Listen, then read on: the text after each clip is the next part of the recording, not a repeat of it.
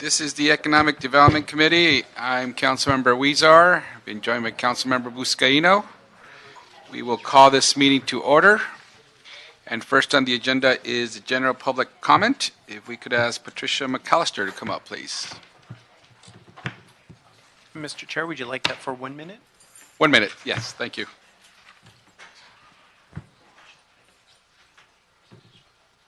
Two agendas. Do I get 1 minute for each one? This is the general, Not the special, which one? we could give you that other minute now if you like it. So you got 2 minutes. Okay.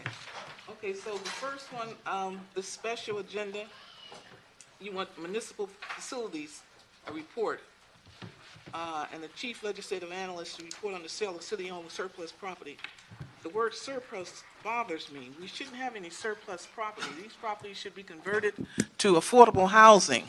So to be selling properties, you got three properties here, 1256, 1258, 1260 South Figueroa, and one more, 621 West Pico. We should be using these properties for affordable housing. I don't see you building affordable housing like you should be in your district, Mr. Huizar. And then you're here chairing this committee, and you are not chairing, you are chairing today, and you're talking about selling surplus properties. All property should be up for sale, for development, for affordable housing. If it's not for development, for affordable housing, we should not be selling that property. Now, let me get my public comment for the regular agenda. Here, you're not clear what you're doing with this money. I don't like to see the fact that you said that there's possibility for job opportunities. What job opportunities? Where? For who? Everything you're building is going in the communities of illegal aliens. Now let's talk about that. If you want to find out who's living in your communities, you go to the school districts and break it down by race. In the Los Angeles Unified School District, go to their website, it's on the website, there's 750,000 students, 550,000 are Hispanic or Latino, Asians and Filipino. So that tells you who's living here. See, I know who's living here.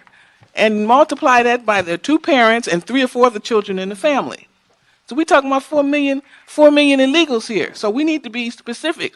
Now, the only solution is we've got to get these illegal aliens out of affordable housing. If we have to bring the military in here, we're going to drive them out. So I used my 2 minutes, and I'll be back later. Thank you. Thank you very much. The next item is the multiple agenda item comment period. And nobody signed up for that? Okay. Patricia? Okay. Patricia McAllister. That's right. Okay, now, back on the regular agenda number 2 here, you want to, now I do a lot of research here at this city. Here you've been misusing money again. You have to reimburse $193,000 to the California Employment Development Department and give it to the Chicana Service Action. So I'm glad there's someone auditing the city, because I see this all the time. I've seen it, and I haven't talked about it yet. Housing reports where you misappropriating housing money, not building anything, misappropriating. Here, number 4, here it says you want to take excess non-housing bond proceeds and put it into a theater. Why don't you take the excess and put it into some affordable housing? We don't need a theater, okay? There's enough theater right up in City Hall. If they want to see a movie, come right up in here. These are horror movies in City Hall. Take this money and put it into housing, not theaters. Number 7, here you've got a motion here where this is Harris, Dawson, and Cedillo. Disposition of property located at 1636 West Manchester. And here it says that you are thinking about creating long-term permanent jobs. Jobs for who? This area is dominated by illegal aliens. Okay, all the jobs you're creating, they're illegal alien jobs. Now, the work source centers, you use that term a lot here in this agenda, work source centers. I know for a fact that that's where the illegal aliens go to get their job training and to get their job placement and to get other funds, transportation, tokens, and all of that. That's where they go. And they discriminate against black in those work source centers. We need a federal investigation of the work source centers, because that is money, that's taxpayer money, and I believe it's federal. It comes from the federal government. So we need an audit. I know those work source centers. That's how these illegals get in the workforce, and they have training for them. The Asians, The Hispanics, Latino, go to any of them. There's one on Wilshire. There was on 9th Street. I don't know if they went to prison. I don't know if they opened it back up, but they got caught stealing. Great. Thank you very much.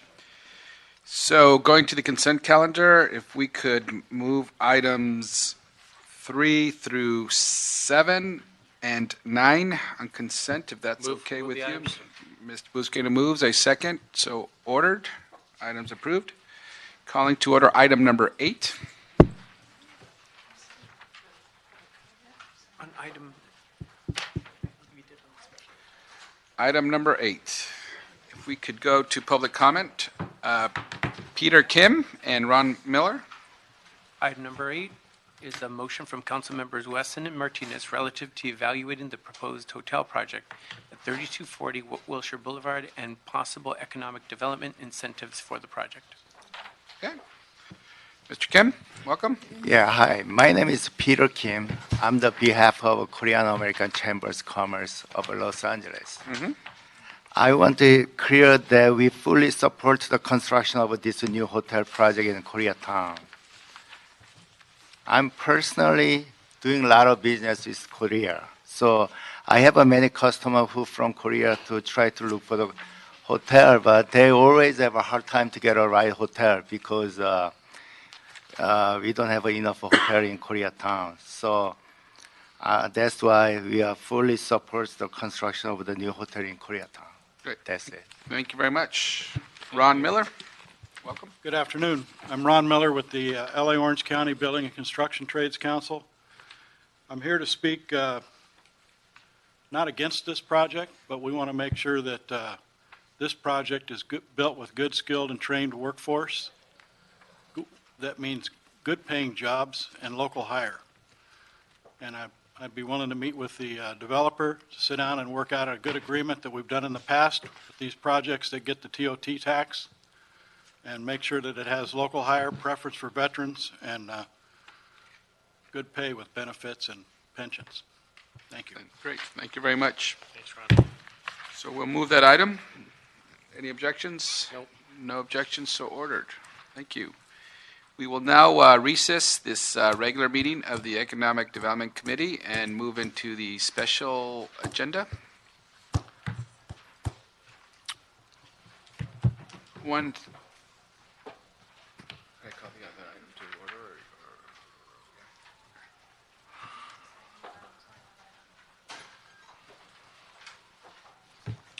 Okay, welcome. We'll call item number 1. And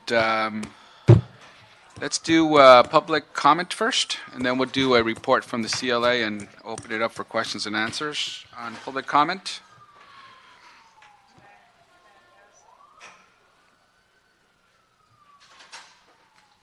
Trying to call up the list. Not yet. Want to use that one? Okay. Patricia McAllister, Mickey Jackson, Natalie Schumann. I'll call up 3 at a time, or 2 at a time, since we only have 2 chairs up here. Council member Huzar, as you know, as I always say at the Please. city council meeting, I drive around using my gasoline. I have the addresses of all the HHH affordable housing that you're supposed to be building, and I've seen only one so far. O'Farrell, he's building. O'Farrell, you have Skid Row. I'm really hot about you because I drove through Skid Row using my Waze just to make sure my Waze navigational that I had the right address. Nothing's being built on 6th, 7th, and Wall. I even have photos. Took photos, okay, with my iPhone. Very good photos. I need you to start building. You're not going to mess with this money. I'm going to make sure of that. And the people of this city and this country are going to know what you're doing here. We're getting all kind of complaints online. California, Los Angeles, we're sending them pictures all over the world of people laying on the ground, everything. And I'm sending most of them. And I'm getting a lot of feedback. So I want you to get it together because you're not going to get away with it under me. I don't care if some of you go to the penitentiary. Make the city better.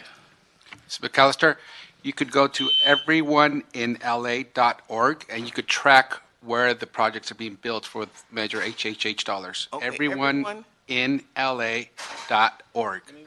And then it tracks every council district, every project where they're being built. everyoneinla.org. and then you could go into the subtext supportive-housing-tracker. Mickey Jackson. Hello, I'm here for Housing is a Human Right and Coalition to Preserve LA under Healthy Housing Foundation. As you know, we've been buying hotels, motels, we've actually actively filling rooms with people. So we're providing more housing than the city. The city has not done one unit since Major HHH and is not scheduled to before the 2019. And yet we, on our own dime, are putting people in housing right now.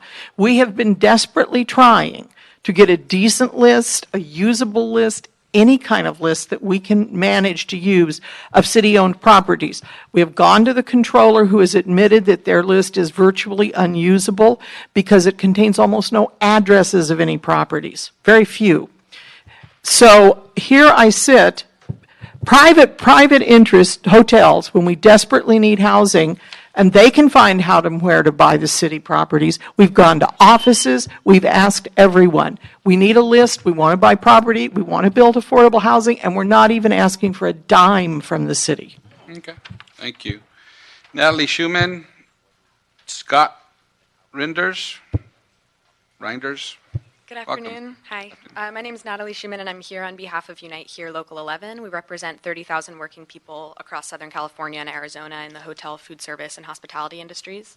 It's our job to ensure that hotel workers share in the growing prosperity of the hotel sector and to support projects that help achieve this goal. Lightstone Group's proposed project, which is before you today, is a great example of the type of development that we advocate for. As you can imagine, we share the city's vision of expanding the convention center and bringing in 8,000 hotel rooms within walking distance. And to add to the growing tourism needs in LA. But it's crucial that the city partner with developers like the Lightstone Group who will work with us to make sure that new hotels meet the needs of the city and the community. By working with us, Lightstone has done just that and ensured that hotel operations at Fig and Pico will help secure quality jobs for our members. We ask that you approve the items before you today and move the project forward to create jobs for our members in a timely manner. Thank you. Great. Thank you. Scott, Jack Rubens.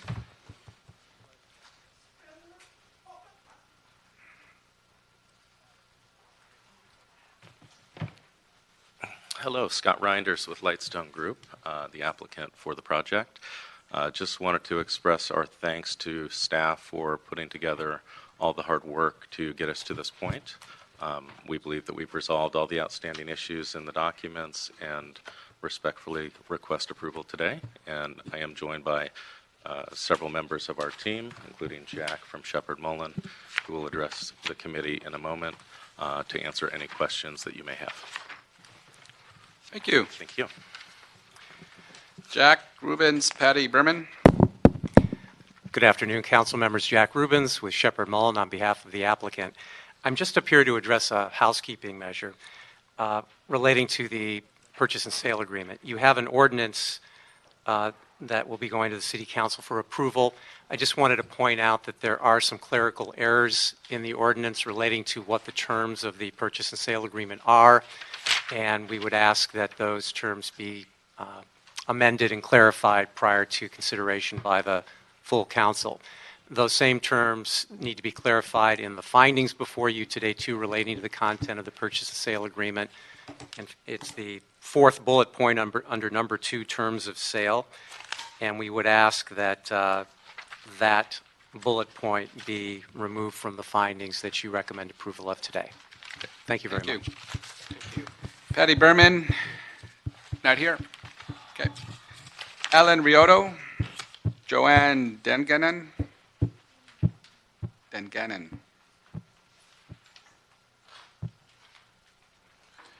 Welcome. Good afternoon. My name is Ellen Riotto, and I am the Executive Director of the South Park Business Improvement District. Our bid works to ensure that the southwest corner of downtown is safe, clean, and ever improving, which is why we are in favor of smart urban growth and economic development. We see the Fig and Pico project as a welcome improvement to the current conditions on the site. The project will benefit the community by enlivening the Pico corridor between Flower Street and Fig, improving the streetscape on all project frontages, and enhancing security in the area by increasing pedestrian activity and improving lighting on the site.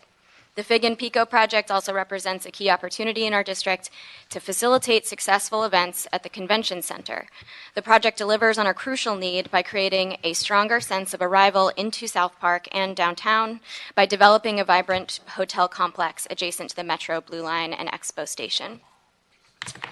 Our district is one of downtown's marquee areas, fusing businesses and entertainment with transit and walkability. And it is projects like Fig and Pico that continue the type of positive transformation our bid appreciates. Thank you. Great. Thank you. Welcome. Hi there. My name is Joanne Dungannon here on behalf of Central City Association. As you know, we represent a large and diverse community of businesses, trade associations, and nonprofits dedicated to building a more vibrant downtown, and we firmly believe that supporting thoughtful development is crucial to delivering this mission. That's why I'm here today to voice my support for the Fig and Pico project. The Fig and Pico team has proposed a project that fulfills a longtime city vision to redevelop the city and private-owned parcels located directly across the street from the convention center at Figueroa and Pico. Lightstone Group has been able to create a project that squarely fits with the city's vision for the site and brings to market a unique hotel complex capable of delivering over 1,000 much-needed hotel rooms adjacent to the convention center. This project will benefit the community in many ways and will serve as a tremendous economic catalyst for our city and the entire region. We applaud the applicant for taking the development risk, especially when other efforts to dispose of the city land and redevelop the site have failed. CCA welcomes Lightstone's substantial investment in downtown and urges you to support this development. Thank you. Thank you. Herman, Wayne?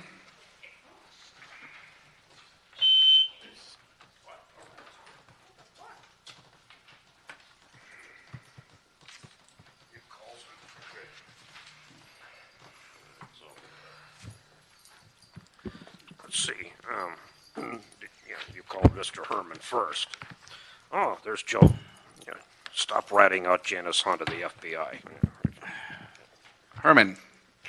So, regarding the so-called conditions of HHH, you heard what Miss Mickey mentioned, how we have all this surplus of properties that the city basically gives away to developers, and as a result, punishes the citizens of Los Angeles, although not to mention that Eric Garcetti, the KKK gentleman, allowed the cunts now to open up affordable housing.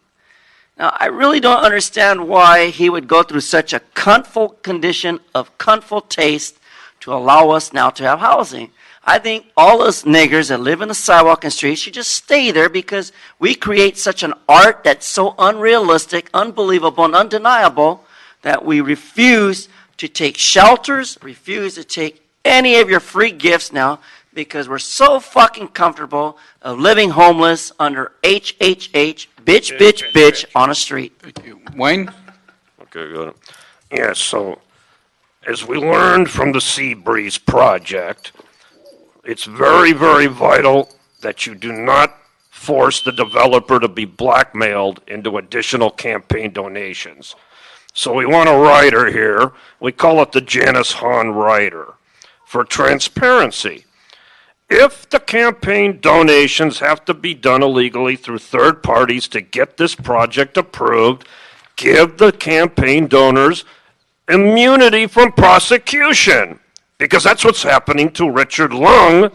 Why? Because after Janice Hahn left the 15th district, Joe Buscaino forced him to give him another $66,000 for nothing. We were just over at the county board meeting talking about that with the great Janice Hahn, yes.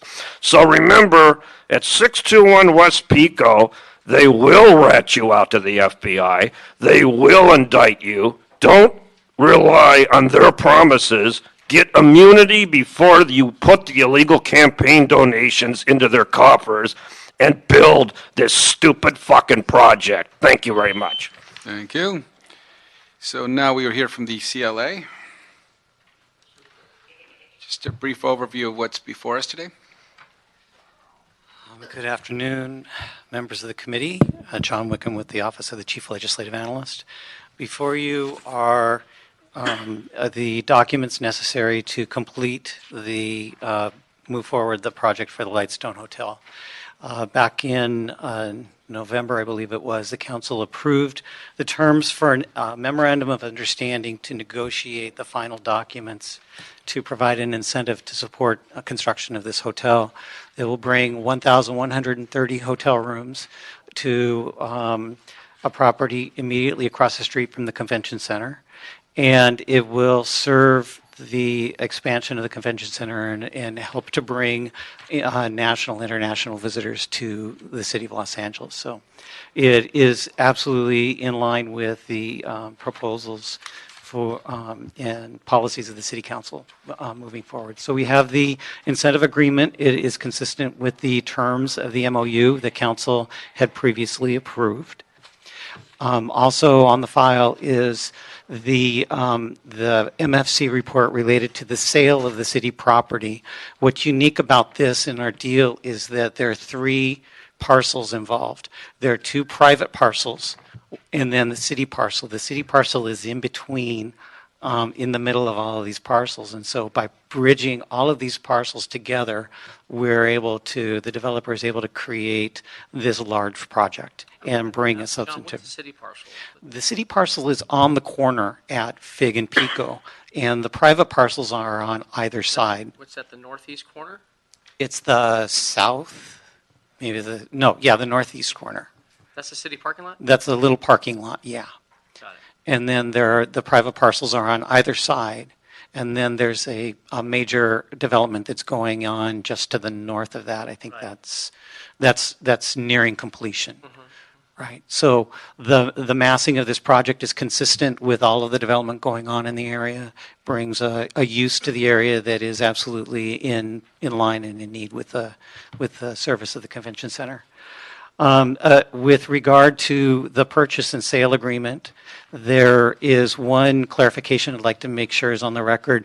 The square footage of the city lot is 18,811 square feet, and there was some confusion between different city documents with regard to what the acreage or the square footage was. And so I'd like to make sure that all references in the ordinance and in the sale documents reflect the 18,811 square feet. Is that the same issue that was raised by the applicant that needed to be corrected? Or is that No, actually. The applicant was raising a question concerning a bullet point that a condition of sale was that the hotel would be operated as at least a 3-star hotel and that there would be a room block agreement and other community benefits.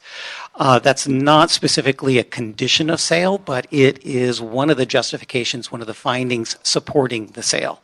And so rather than deleting that bullet point, I think what we need to do is just refine the language in a way that clarifies this. These are actual terms in the development incentive agreements. So the development incentive agreement obligates them to operate this at least at a minimum of a 3-star hotel. And if they fail to meet those kinds of agreements as well as the community benefits, then they don't get the incentive. Okay. Right. So we have those protections and obligations in other documents, and so I think there's just maybe something that we can, if necessary, we can bring forward an amended document at a later date. So if you want us to look at that and report at a later date, we can do that. Okay. Also, I'm sorry to interrupt you, sir. No, There's go one ahead. last thing. I inadvertently left off the purchase and sale agreement in the CLA report that was submitted, and so I've distributed that in committee here today. That's the document that's in front of you. Does this need to be in the record, or is that for Yeah. our purposes? It does. So we Yeah, need to it should incorporate be added to the record. Okay. So. All right. Thank you. And finally, how do the proceeds from the sale of the city parcel, how will they be allocated? We are looking at the details on that, so we will need to get back to you on those details. I understand this will be coming forward to the ITGS committee as well, so we'll try and resolve that question to you as well. But the city will be receiving $9,646,000 for the sale of this property. Okay. So we're selling the property. We are selling the property, and we're getting fair market value according to an appraisal that the city had obtained. Sounds good. Any questions, Mr. Busquino? Thank you, Mr. Chair. This is an exciting project, clearly. The fact that we need to be more competitive in our convention space We also note through the LA Tourism Board, clearly indicated through their analysis that we need a higher number of hotel rooms, and I believe this is going to get us closer to the 8,000 mark of hotel rooms. We need to be more of a national convention business in the city of Los Angeles. My question is, why did it take so long to get to where we're at today? Because I have a city-owned property in front of an ever-evolving waterfront.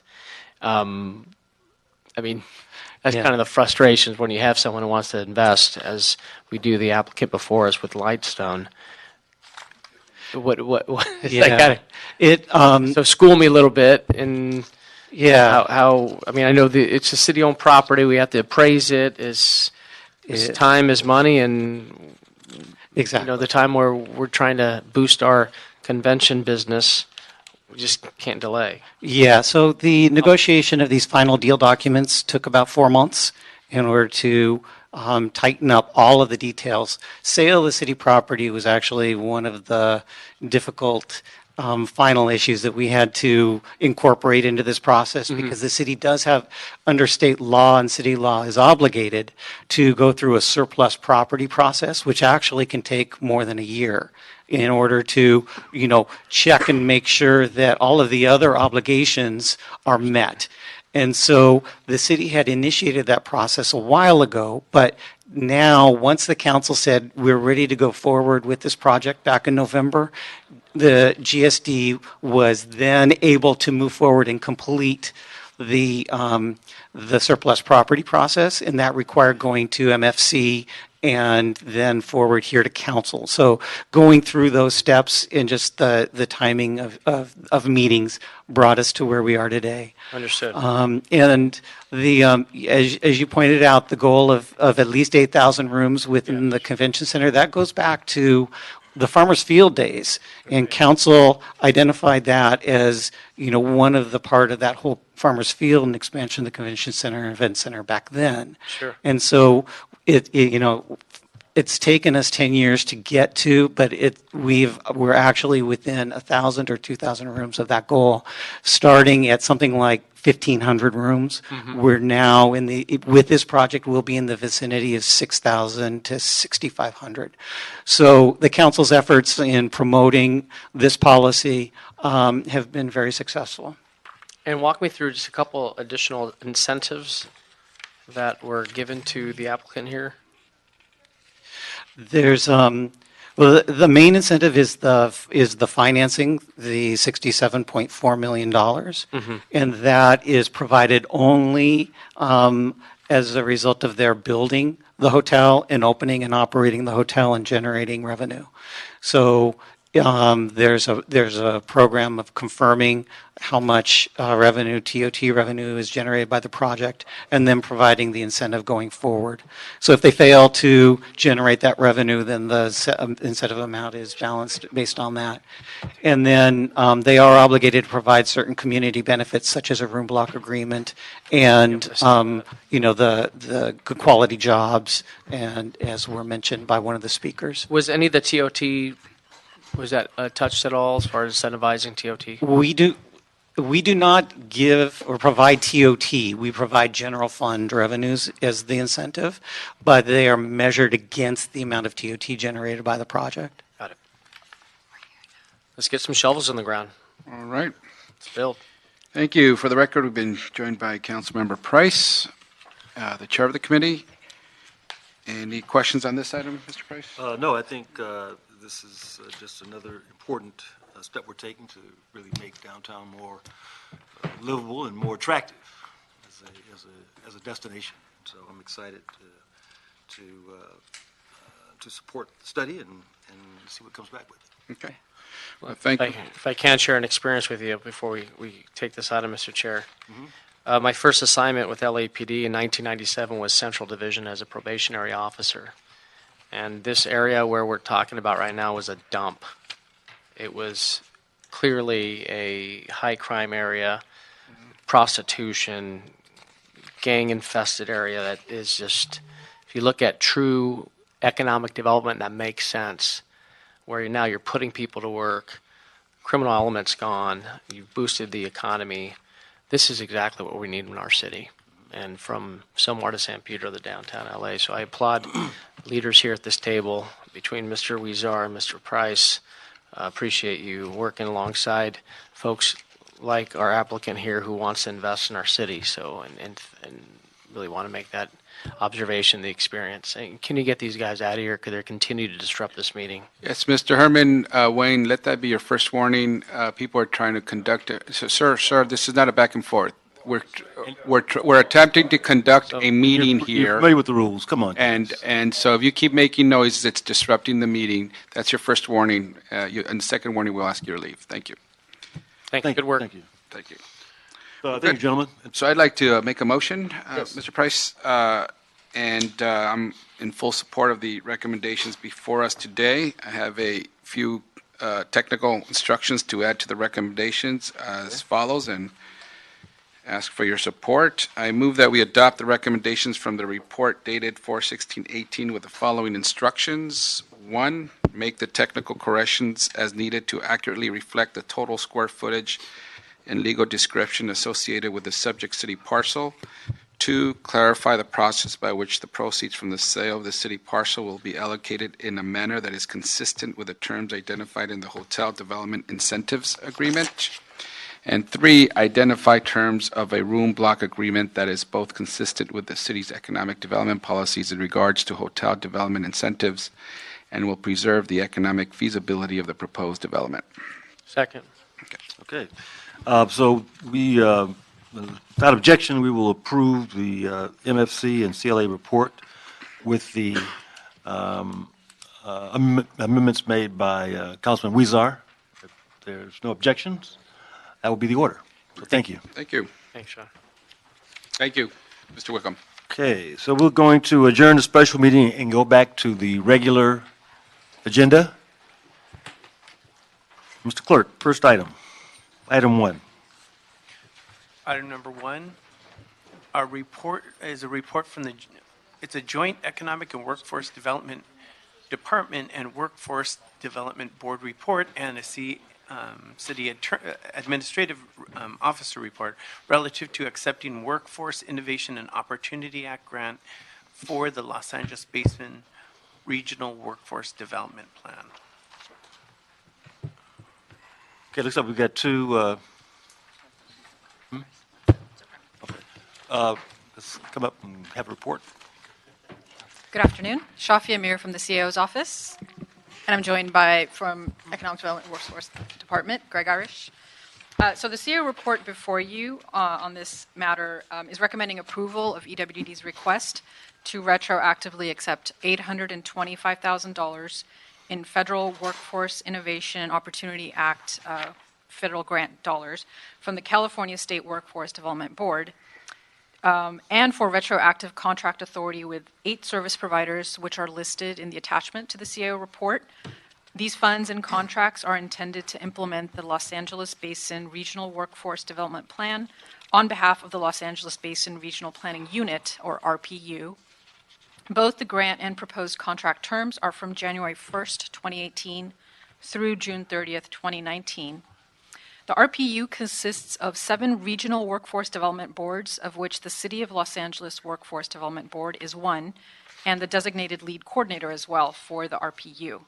For the implementation for the regional development plan. The city board is coordinating that. And the regional development plan consists of priorities and goals for integrated and enhanced regional workforce development services for residents, including services for youth and engagement of industry representatives. The development plan helps to promote and implement workforce development strategies among the 7 workforce development boards in the region for better regional coordination and integration. That's just a general summary. We can take your questions and provide further details, or if EWD has a comment. Mr. Chair, Greg Irish, Executive Director of Workforce Development Board. As you know, the governor designates workforce development areas. There are 47 in the state. He then groups them by regions based on similar economic and labor market characteristics. In order to receive funding, which is federal funding through the governor and the state board, we must develop a regional plan. There are 7 boards. LA County is considered one region. There are 7 boards. The board selected the city board, and my staff, David Eder, is actually leading this effort to coordinate and develop the plan. We developed a plan that has come before you before. Quite frankly, a regional plan is for the purposes of making sure we coordinate, because job seekers could care less about our boundaries, our jurisdictional boundaries, when they're seeking a job. As Shafi has said, we've accepted funding before. You've approved this plan before. The governor keeps adding money to it because we have to deliver. We have to accomplish a number of deliverables. There are 13 projects that we're going to spend this $800,000 on. Those projects are assigned to individual boards. There are a couple of projects we're leading. So the other boards are sub-grantees. We're asking for approval of this $800,000, and then again, we're going to have to meet the metrics imposed by the governor. But in actuality, there are specific projects with different boards. Quite frankly, some of the initiatives are expansions of existing efforts at innovation. And you know, we've got one of the best systems for youth workforce development in the country. Some are attempts to better predict labor market demands and elevate business engagement. Others will produce uniform standards, practices, cost savings, and efficiencies. We're asking for the approval of this $825,000. You already have accepted and authorized us previously to accept $443,000 for planning and $200,000 for capacity building. So this is along the lines of continuing to implement that regional plan. Okay. And it sounds like a great deal of it is for coordination and encouraging collaboration between the centers. Yes, and we've done that. Again, the department has been great at doing that. For instance, we have a job center that's located in Culver City, where both the city and the county are investing in that because it's along the borders of LA. So we're maximizing and leveraging resources to get some efficiencies in service delivery. Any activities along the border of Inglewood? We are engaged right now, as you know, with the Metro Wind project, where all 7 boards have come together to recruit for everything related to transportation expansion, the jobs both for Metro and what's related to Metro expansion. We are talking about our airport in terms of making sure that we develop a plan with the region and the airport, because the airport impacts all of those jurisdictions, specifically Inglewood as well. So we're in the throes of doing that. That's part of this regional plan as well. And we have 2 projects with South Bay WIB, who's taking the lead, that is bringing their expertise and working in the healthcare and engineering field. And we'll be collaborating on the stadium as well, and that's going to impact both Angelenos, LA residents, as well as the surrounding And the South downtown Bay. renovation is occurring. And downtown as well, yes. Along with the Metro. Great. Okay, members, any questions? I think we do have a few. I had a question, if I can, Mr. Chair. Mr. Luciano. I think I'm just often reminded by our National League of Cities President, Mayor Mark Stodola out of Little Rock, Arkansas. His initiative this year is really focusing on the future of work. And with the recent announcement of SpaceX coming to the waterfront, how are we preparing our workforce for assembling rockets? And I mean, I see in one of your priorities, number 3, engage industry leaders in each priority sector, identify skill needs, review training content, determine the value of credentials, and recommend programs to address skill needs. When I visited the SpaceX in Hawthorne, there was a young Latina who was putting together a rocket ship, and I asked, was she trained? And I believe I was told she was trained through the community college district. So what are we doing to prepare? These are 700 jobs looking at coming down to the harbor area. So I'm just thinking, I know we're teaching a lot of STEM education in our high schools. And So very specifically, with the community college district, we have several programs that we've undertaken. One was working with Tesla Foundation, on the drones. And we recruited throughout the city. It was actually hosted by East LA College and Tesla Foundation. Nice. And we had about 70 people that went through the training, and we're placing them actually into internships. Our major focus is to provide opportunities for those who otherwise wouldn't have opportunities. So we don't try to recruit from the Cal State engineering programs and that. Sure. We really want to reach into the community college. We have several programs at Trade Tech that are around that same area, much more on the entry level. level. And then at Harbor College, we have a very strong partnership with Harbor College right now, and as well as the adult school. Pacific Gateway, who's our lead entity for our youth and our adult, is a part of that consortium working with Harbor College. Yeah, Pacific Gateway is actually the city of Long Beach, the South Bay WIB. This is why it's great that we're doing regional collaboration. The South Bay WIB has actually developed an apprenticeship program that's related to the aerospace industry. We intend to piggyback on that. So we each have different assignments. We're going to use that to maximize the expertise. This plan is sort of like a skunk works for all of us, where we'll channel people through the expertise that all 7 WIBs have. Got it. And also, let's be mindful of the blue economy that's been moving forward on ocean science and business and education. And we were trying to get a meeting with Tim McCosker out there. On the, to talk about And there is a project that I know the unions related to the port is involved in, and we're involved in, as well as establish a training center at the Port of Los Angeles. Wonderful. In your district, and we're involved in that as well. Very good. The port hired its own workforce development leader, and so we've been coordinating or bringing them on board, and so we're connecting all of our work. Just got to be ready. Got to be ready. Thank you so much. Thank you. Thank you, Mr. Chair. Okay, thank you. We've got 2 comment cards. Mr. Herman, Mr. Wade, care to come to the table? 1 minute each.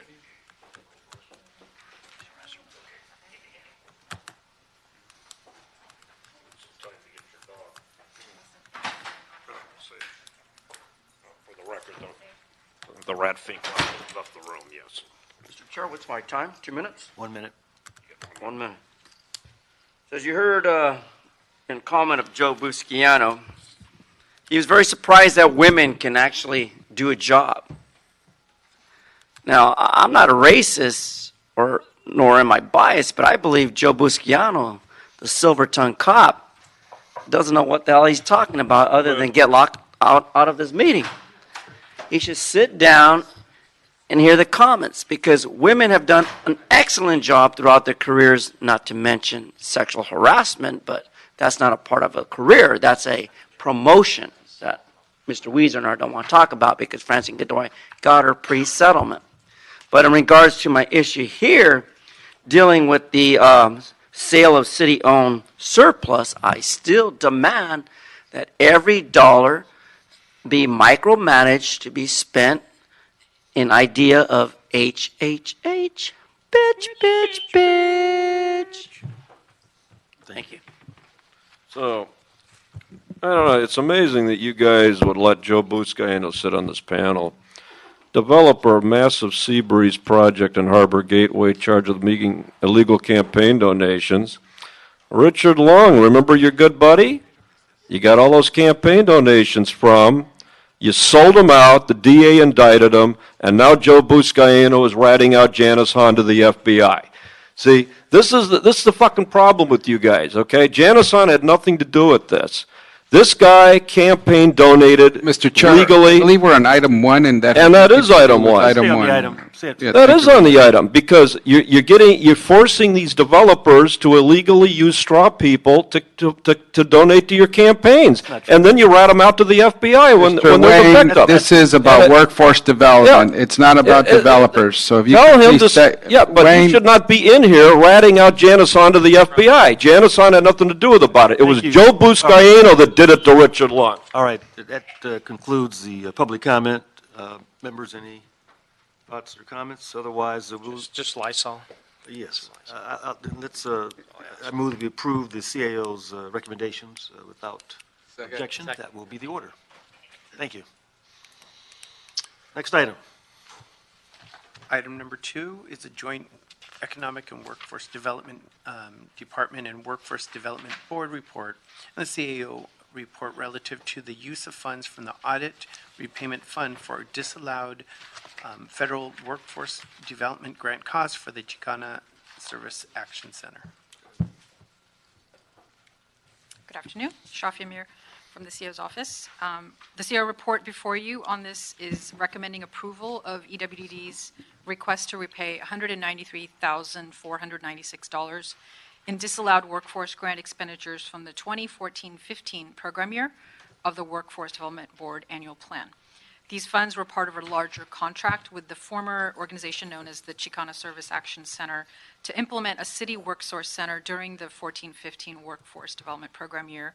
Due to the criminal charges filed against the executives of the former center in 2015, EWD terminated its contract with the organization and determined that approximately $193,000 was owed in repayment due to lack of adequate documentation.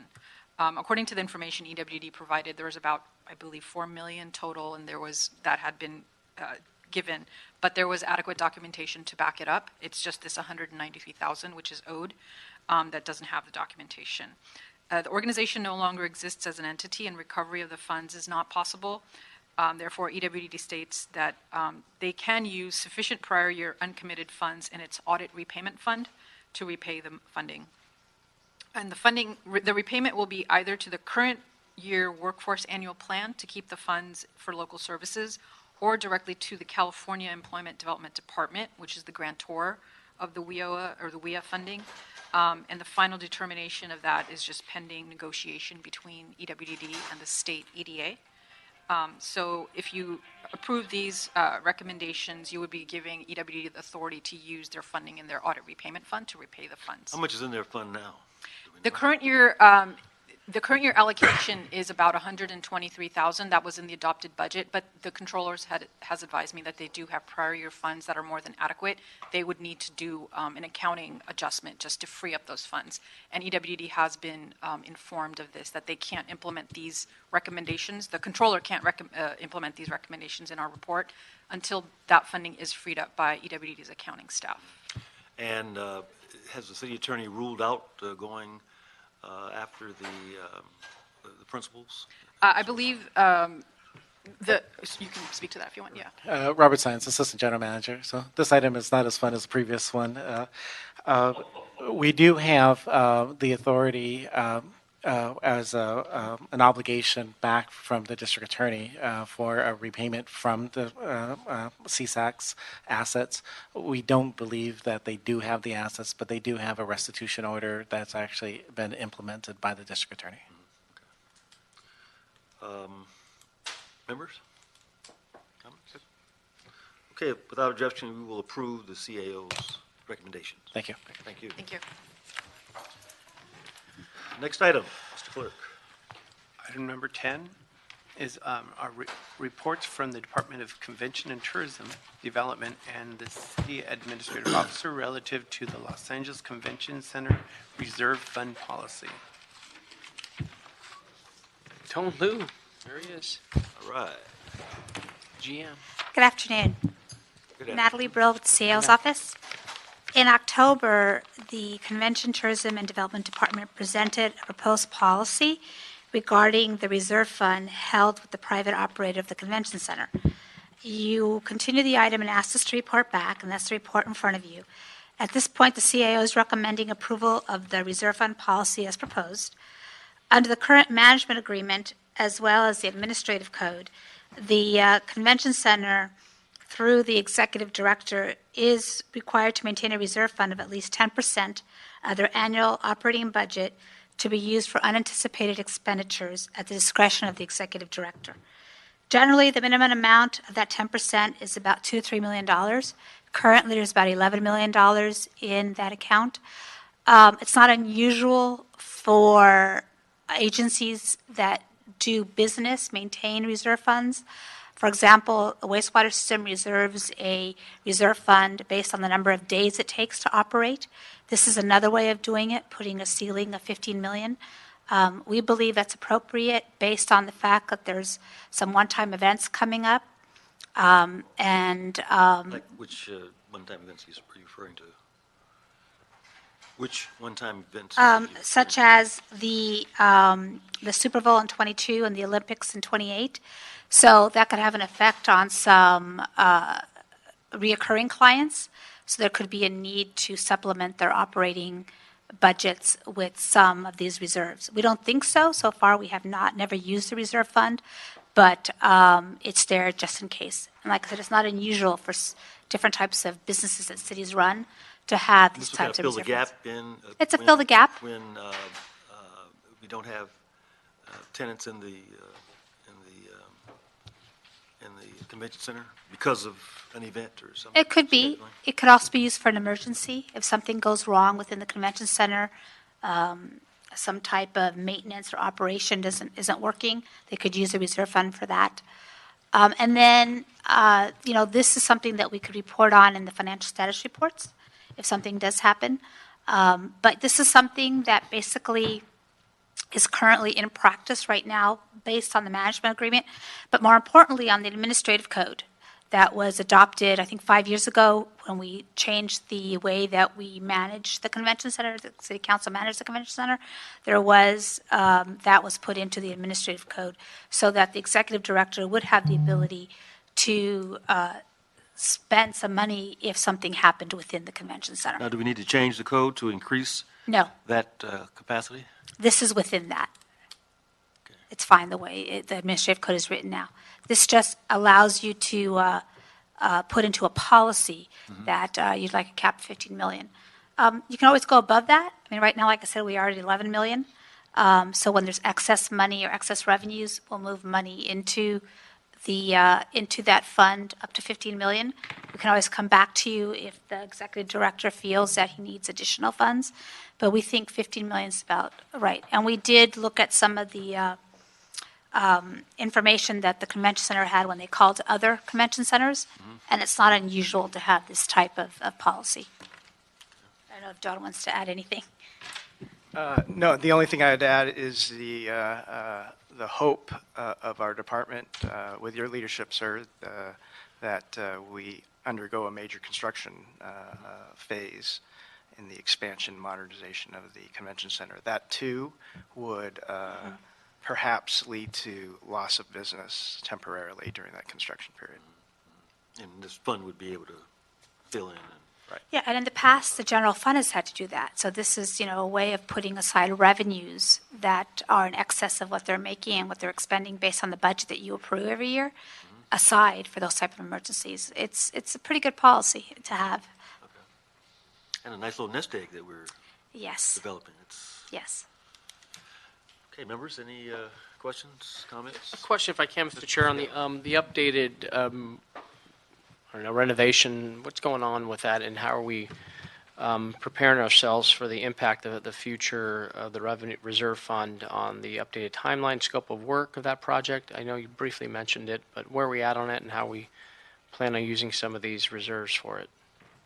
Well, we've been working with the council, in particular the council office, Councilman Price's office and staff, along with the city attorney, the CLA, and the CAO, and our potential development partners, and hope to have something to present to the council shortly. Hopefully so, yeah. We've been having some discussions with a prospective developer, and hopefully we'll be able to come back to the council. It looks like we have about 1,500 hotel rooms.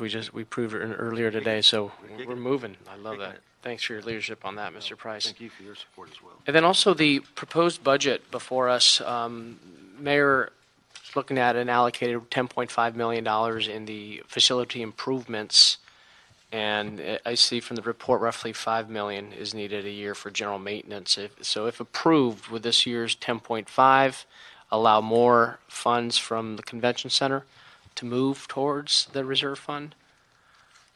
Is there? It looks like in the municipal facilities capital improvement expenditure program. Oh, that's the. So that's all MICLA? Well, some of it is MICLA, some of it is. Out of our revenue. Right. About $9 million's out of MICLA and about $1 million's out of our revenue. The revenue. Yeah, so it's we look at each project and we determine which project best suited for MICLA. Those that we felt were not really MICLA eligible, we did push it back onto the revenue, because there are requirements for certain capital items to be funded through MICLA. And the general fund does fund about $2 million a year in commercial paper for the convention center projects. And those are capital improvements that are needed right now. So are there restrictions, school me a little bit, on reserve funds usage? What we cannot use or can use on reserve funds? Well, this reserve fund is really to backstop any loss of revenue in the future. So it's really a savings account, a nest egg for those unanticipated or even anticipated times when our revenues wouldn't match our expenses in any particular month. And this gives us the ability to. But no limitations on how we can use the reserve funds? Certainly there is. It would be only to. They would only be operating funds. I could take that back. There could be emergency capital improvement projects that would be. If something collapsed, something in MICLA can't cover it. Right. Understood. Thank you for that. Okay. Okay, members, without objection, we will approve the CAO's recommendations as presented. And we're excited about this new buffer that the convention center will have. Thank you very much. Thank you. Mr. Clerk, what other items are before us at this time? Well, at the beginning of the meeting, we closed general public comments. The only item left is item number 11. However, item number 11 was considered as item number 1 in the special meeting and does not require action by the committee. So we are now clear of the designated. Okay, no other business before us at this time. Members, this meeting is adjourned. Thank you.